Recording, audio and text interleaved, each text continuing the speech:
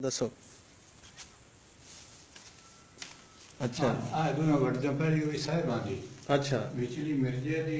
अगली तीजी अखीर आई अच्छा ए पहली साहबा दी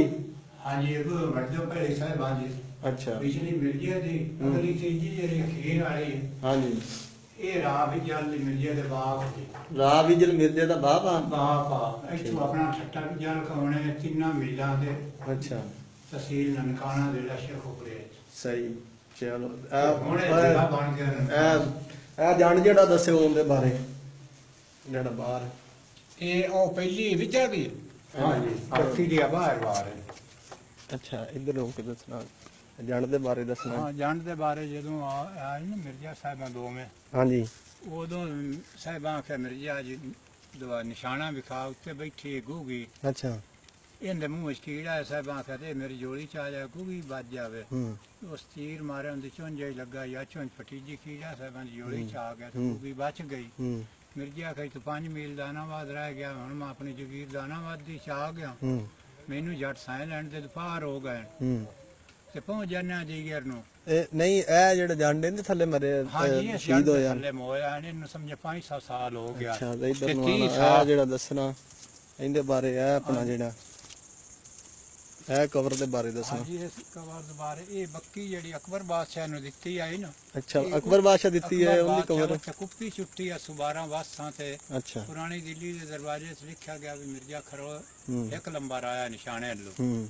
उनदे चाह ते ये अपना हजरत अकबर बादशाह इनाम की 360 तीर कमान ते गोली दी अकबर बादशाह नु रिहा कर 360 तीर ते एक बक्की दित्ती आ इनाम विच हाँ ते पुरानी दिल्ली दे दरवाजे ते लिखा गया भी मिर्जा खरोल एक लंबर आया सही साई खरार ठीक